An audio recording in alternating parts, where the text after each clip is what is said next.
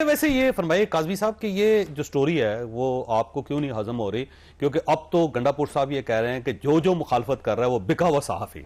नहीं, देखें, गंडापुर साहब ने कसरे नफसी से काम लिया है मेरे ख्याल में। जिस वक्त वो पहाड़ पे, जिस पहाड़ का वो बताया उन्होंने, पहाड़ पे वो चढ़े मारगला की पहाड़ी में, रास्ते में आपको पता है तेंदुए हो सकते हैं, शेर हो सकते हैं, वो सारे किस्से तो वो सुनाएंगे कि उन्होंने रास्ते में नील गाय को कैसे शिकार किया, तेंदुए कैसे मारे। तो ये आहिस्ता आहिस्ता चीजें आएंगी। और एक अजदहा भी था जिसके साथ अजदहा भी था। ये 24 घंटे लड़ते रहे। मेरे ख्याल में देखिए, जब आप एक संजीदा एक सियासी ओहदे पे हों, some time less is more. जो कुछ हो रहा है इस मुल्क में, अब वो कहते हैं ना, हाफिज साहब की आंखों का इलाज हो चुका हुआ है, वो जो अंधा था उसका इलाज हो गया, उसको अब नजर आता है। किसकी बात कर रहे हैं सर? ये वो एक स्टोरी है, पूरी पुरानी स्टोरी है। हाफिज वो हाफिज एहसान साहब की बात कर रहे हैं, वो जो वकील है ना। नहीं, वो एक अंधा था ना गांव में, उसको सारे वो कहते थे हाफिज साहब, तो वो उनकी आंखों का इलाज हो गया था, तो उनको सब कुछ नजर आता था, पर लोगों को पता नहीं था कि इसको नजर आता है।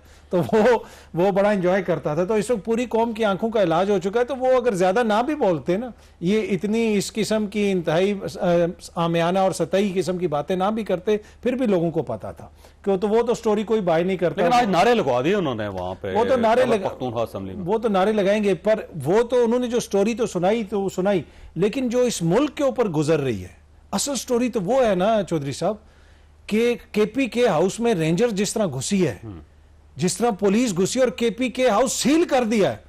तो केपी के हाउस सील कर दिया। अब आप सोचें, अगर सिंध हाउस यहां पे सील किया जाए, छोड़ दें सील करने को, मुराद अली शाह का यहां पे चलान हो जाए ना, तो उन्होंने कहना सूबाई खुद मुख्तारी जो है खतरे में पड़ गई। क्या ये वो डेमोक्रेसी का मॉडल है जिसको लेके इन्होंने आगे चलना है, जो जिसके लिए इन्होंने 3 साल जदोजहद की थी कि हम रेंजर चढ़ा देंगे आपके केपी हाउस के ऊपर? क्या माजी में इसकी कोई नजीर मिलती? जब वो सिंध हाउस के बाहर एहतजाज हुआ था, कुछ लोग गए थे, उनके खिलाफ FIRs कटी थी, और वो सारा मामला हमें पता है। और शहबाज शरीफ साहब ने उस दौर में भी, आज हमें IG याद आ रहा है, शहबाज शरीफ ने बिलावल के साथ खड़े होकर कहा था, IG मैं आपको वार्निंग देता हूं, अगर बंदे इधर उधर हुए जो अदम एतमाद लेके आना चाहते थे तो कानून हरकत में आएगा। अगर IG उस वक्त ताकतवर था तो IG आज भी उतना ही ताकतवर है। मसला यह है कि IG तभी याद आता है जब आपको IG से कोई मसला पड़ता है। तो हर कोई IG ही से ही तंग होता है, पर IG का जो इख्तियार है वो कितना है वो आपको रंदा फेर रहे थे IG को। हाँ, रंदा फेरना चाह रहे। हाँ, तो IG मतलब मसला ये है कि IG का जो इख्तियार है वो सबको पता है, पर इशू ये है कि क्या आपने डेमोक्रेसी इस तरह आगे चलानी है। अच्छा, वैसे बात यह है कि वहां पे सिर्फ IG नहीं गए थे, रेंजर्स भी गए थे, लेकिन गंडापुर साहब को रेंजर्स पे एतराज नहीं है,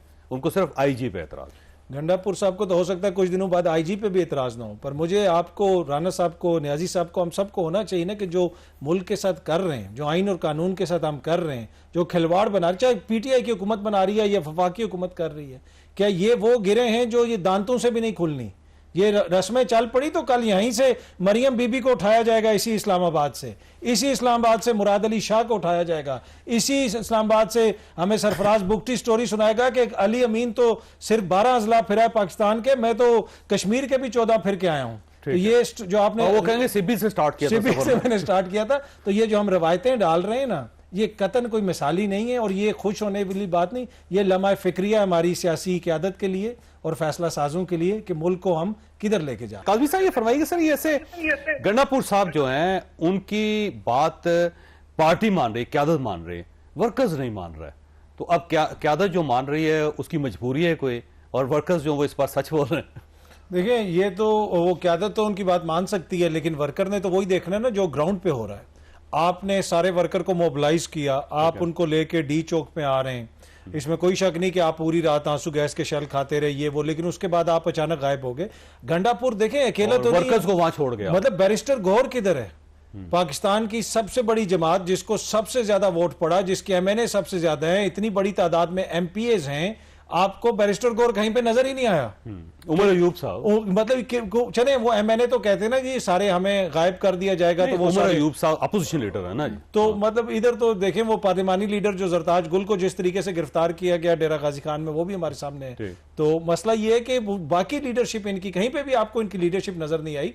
तो एक जो मतलब इनकी हालत वो है कि इमरान खान ने इनको क्रिकेट स्टेडियम में फ्लड लाइट्स लगा के दी है, बड़ी बड़ी लाइट्स, और ये अवाम को जीरो के बल्ब दिखा के मुतासिर करने की कोशिश कर रहे हैं। मतलब आपको पकी पकाई देगी एक मिली हुई है, तो मेरे ख्याल में इंतहाई नालायक इनकी क़यादत है जो बाहर है, और दूसरा वर्कर उनकी क्यों बात मानेगा? वर्कर को इनका जर खरीद गुलाम है। आपका एक बयानिया है, जो सियासतदान होता है उसका एक नजरिया होता है कि हम जी जमहूरियत के लिए खड़े हैं, जमहूरियत के लिए हम ये कर रहे हैं। जब तक लोग उसको मानेंगे, चाहे वो मियाँ साहब हो, बिलावल साहब हो या कोई और हो, तो लोग आपके पीछे हैं। वोट को इज्जत दो का बयानिया था ना, पंजाब कैसे खड़ा होता था मियाँ साहब के पीछे। आज जो हालत है पंजाब के अंदर इनकी, वो आपके सामने है। तो ये इनको समझने की जरूरत है। दूसरी बात देखिए, हम एक ऐसे जमहूरी दौर में से गुजर रहे हैं चौधरी साहब। अभी आप प्रोग्राम करते हैं ना, आप किसी पीटीआई के एमएनए को इधर बुला के बैठा दें, वो कहेगा चौधरी साहब मैंने नहीं आना, फोन नंबर भी नहीं दूंगा। नहीं, वो कह रहे हैं जी हमें गिरफ्तारी का खतरा है। हाँ, छुपे हुए इनकलाब कौन सा है जिसके अंदर गिरफ्तारी के अलावा वो लोग जिन्होंने एहतजाज नहीं भी किया वो छुपे हुए बैठे हैं, क्योंकि उनको उठा लिया जाएगा। वो कहते हैं हमारे वोट तब्दील करवा दिए जाएंगे। ये कैसी डेमोक्रेसी है? नहीं देखें सर, मसला ये है कि आप तो इनकलाबी लोग हैं ना, आप अपना वोट क्यों तब्दील करेंगे भाई? आपको चौधरी साहब आपको उठा लिया जाए तो हम तो कमजोर लोग हैं ना, हम तो इनकलाबी नहीं है। इनकलाबी है और वो इनकलाब लाना चाहते हैं सर पाकिस्तान के अंदर। इनकलाबी है, कोई प्लास्टिक के तो नहीं बने हुए ना, किसी को उठा लेंगे, किसी के ऊपर तो इतने कमजोर हैं तो फिर दावा ना करें। वो नहीं, ये आपको आईन ही तो आपको मजबूत करता है चौधरी साहब।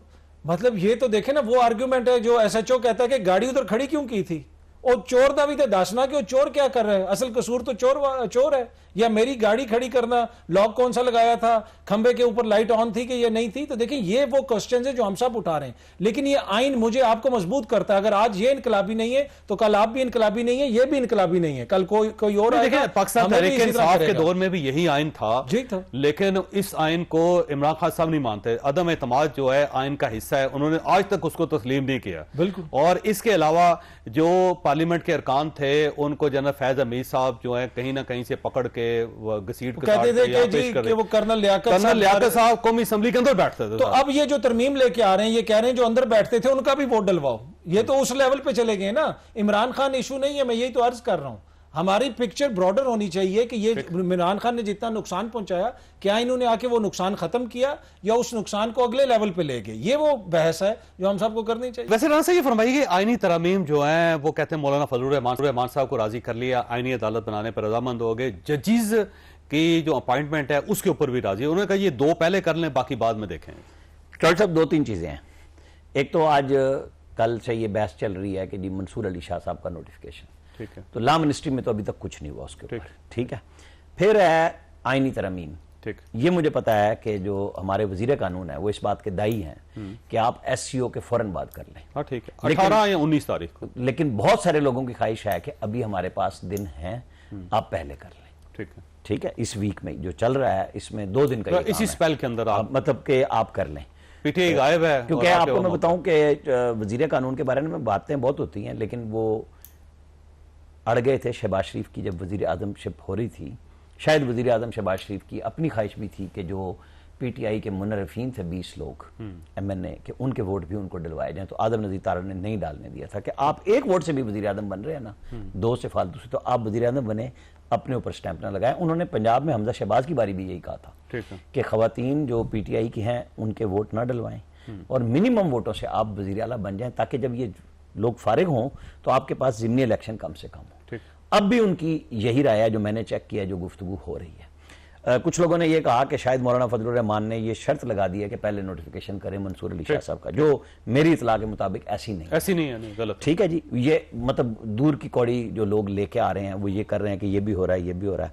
मौलाना फजलुर रहमान के साथ बड़े अच्छे अंदाज में गुफ्तगू हो रही है, उनको भी रास्ता मिलेगा कि उनकी भी फेस सेविंग हो, गवर्नमेंट की भी हो, और तैयारियां पूरी हैं। अब एमएनएस, जिस तरह काजमी साहब कह रहे थे कि वो बचते फिर रहे हैं, इनको उन एमएनएस की सच्ची बात है, मौलाना फजलुर रहमान अगर वोट डाल रहे हैं तो इनको किसी पीटीआई के 63A वाले की जरूरत नहीं होगी।